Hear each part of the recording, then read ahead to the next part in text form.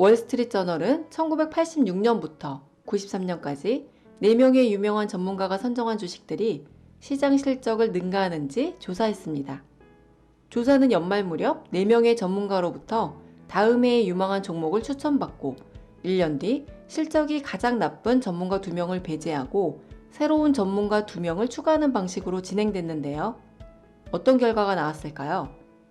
8년에 걸쳐 추천받은 32개의 종목 중 16개가 시장 실적을 밑돌았습니다.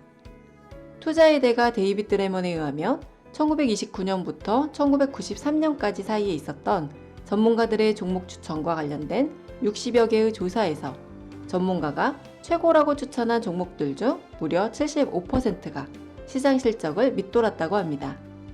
IT가 발달하기 전이라서 정확도가 낮았던 거라고 생각할 수 있지만 IT가 발달한 이후에도 결과는 달라지지 않았습니다. 1998년부터 2007년까지의 기간 동안 미국 S&P 지수에 속한 주식의 실적과 S&P 500 등 벤치마크 지수의 실적을 분석했는데 10년 중 3분의 2에 해당하는 기간 동안 펀드 매니저의 수익률이 시장 평균 수익률보다 낮았습니다. 사람들은 애널리스트와 같은 투자 전문가들로부터 귀중한 정보를 얻을 수 있다고 생각합니다. 그래서 그들의 조언에 귀를 기울이고 그들이 추천하는 종목에 투자를 하기도 해요. 저도 초보 시절 증권 전문가들의 조언에 귀를 기울였고 그들이 추천하는 종목을 매수하기도 했습니다. 하나는 조선주였고 다른 하나는 태양광 사업을 영위하는 OCI라는 기업이었는데요. 두 기업 모두 성장성을 상실했고 장기간 실적이 좋지 못했으며 무엇보다 결정적으로 제가 이해하기 힘든 사업을 영위하고 있었기에 지금 제가 갖고 있는 투자 기준으로는 굳이 투자할 이유가 없는 주식들이었죠. 하지만 당시에는 투자 기준이 정립되지 않았었고 애널리스트를 신뢰하는 마음도 있었기에 실적이 회복될 가능성이 많다는 그들의 장밋빛 전망과 조언을 그대로 받아들였습니다. 하지만 그들의 전망과 달리 두 기업의 실적은 개선되지 않았고 저는 굳이 잃지 않아도 될 돈을 잃고 말았습니다. 돈을 잃는 경험만큼 큰 교훈을 얻게 되는 계기는 없습니다. 전문가들의 종목 추천에 귀를 기울인 대가로 돈을 잃고 나서 저는 이런 교훈을 얻었습니다. 주식 투자는 다른 사람의 조언에 의지하면 안 된다. 스스로 생각하고 이해하고 결정해야 돈을 벌 수 있다. 주식시장은 모든 것이 불확실하기 때문에 우리는 본능적으로 무언가에 의지하고 싶어집니다.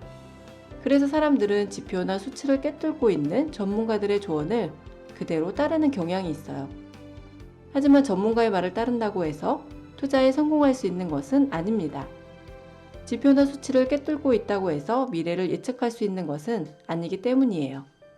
수많은 연구와 조사들을 통해서 전문가들이 내놓는 예측의 적중률이 형편없다는 사실이 이미 밝혀졌습니다. 애널리스트들의 실적 전망은 틀리기 일쑤고 경제 전문가들의 경제 전망은 동전던지기와 다를 게 없죠. 역발상 투자의 대가 데이비드 레먼은 애널리스트의 수익 예측을 믿고 투자할 경우 공경에 처할 가능성이 높다면서 애널리스트의 예측을 믿어도 될 만큼 뻔한 산업은 없다라고 말했습니다. 애널리스트의 조언을 토대로 투자하면 안 되는 이유가 하나 더 있습니다. 그들이 증권사의 직원이라는 사실이에요. 그들에게는 자신이 몸담고 있는 회사에 돈을 벌어줘야 할 책무가 있습니다.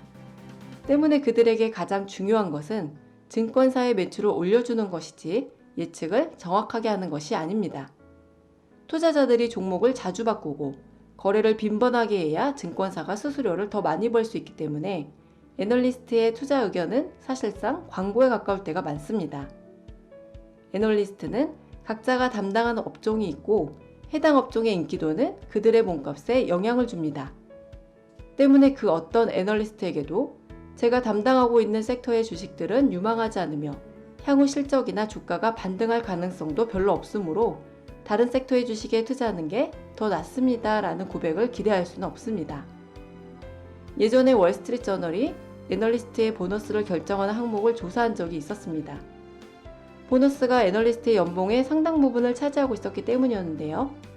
조사 결과 애널리스트의 보너스를 결정하는 가장 중요한 항목은 애널리스트의 영업력이었고 영업력은 얼마나 많은 수수료를 벌어들였는지를 기준으로 평가되었습니다. 애널리스트의 보너스를 결정하는 데 있어 두 번째로 중요한 항목은 올스타에 선정되는 것이었습니다.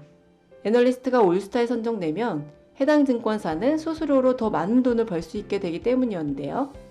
애널리스트 또한 올스타에 뽑히면 부와 명예를 얻을 수 있기 때문에 투표 시기가 되면 기관 투자자들을 만나러 다니는 등 표를 얻기 위해 분주하게 움직인다고 합니다. 우리가 기대하는 예측의 정확도는 애널리스트의 보너스를 결정하는 항목들 중 가장 사소한 항목이었습니다. 어떤 증권사는 보너스를 산정할 때 애널리스트의 매수 매도 의견으로 순위를 매겼는데요. 매도 의견은 매수 의견 점수의 절반밖에 되지 않는 점수를 매겼는데 이는 매도 의견이 매수 의견보다 증권사의 영업에 도움이 되지 않기 때문이었습니다. 그리고 놀랍게도 예측의 정확도는 아예 점수가 없었습니다. 연구에 의하면 매수 추천이 매도 추천보다 5배 이상 많은데 그 주된 이유는 애널리스트가 기업에 대해 부정적인 보고서를 내면 해당 기업들이 향후에 해당 애널리스트를 만나주지 않거나 채권 발행이나 IOP 등의 이벤트가 있을 때 해당 증권사를 주관사 대상에서 배제하는 등의 보복을 하는 경우가 많고 애널리스트 입장에서도 매도 추천보다 매수 추천을 많이 해서 보너스를 받으려는 유혹을 받기 때문이라고 합니다. 자신보다 전문 지식이 많은 사람들의 조언에 귀를 기울이는 건 어찌 보면 당연한 일입니다. 그래서 초보분들 중에는 아마도 애널리스트나 이코노미스트가 출연하는 방송을 열심히 찾아 듣고 그들이 하는 예측이나 전망, 조언에 귀를 기울이는 분들이 많을 거예요. 그리고 아마도 과거의 저처럼 잘 알지도 못하는 주식을 애널리스트의 말만 믿고 매수하는 분들도 계실 겁니다. 저도 초보 시절에는 그와 같은 실수를 저질렀습니다. 전문가들의 조언을 많이 들을수록 투자 성과가 좋아질 거라고 생각했기 때문이죠. 하지만 지금은 애널리스트나 이코노미스트의 의견을 굳이 찾아 듣지 않습니다. 듣더라도 참고 이상의 의미를 두지 않아요. 전문가의 조언이 투자 성과에 별 도움이 되지 않는다는 사실을 경험을 통해 깨달았고 주식시장이 그들의 예측과 다르게 흘러가는 광경을 너무나 자주 목격했기 때문입니다. 정리할게요. 기업의 이익은 주가를 결정하는 가장 중요한 요소이며 애널리스트들은 과거의 수익률 추세를 근거로 신중하게 미래의 이익을 예측한다. 하지만 정치, 경제, 산업 등 주식시장을 둘러싼 환경은 끊임없이 변하므로 과거의 데이터를 이용해 미래의 이익을 예측하는 것은 거의 불가능하다. 실제로 다수의 연구에 의하면 애널리스트들의 예측이 들어맞을 확률은 미미하다.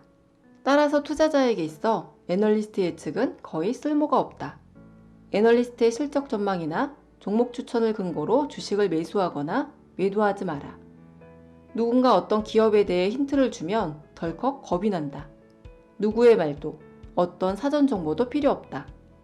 애널리스트들이 어떻게 생각하는지 알고 싶지 않다. 나의 판단력을 흐리게 할 뿐이다. 많은 사람들이 시장을 잘 안다고 생각되는 사람들의 조언에 귀를 기울이지만 그것은 부자가 되는 길이 아니다. 투자의 세계에서 당신 자신을 대신해 줄 사람은 없다. 지금까지 와이즈TV였습니다.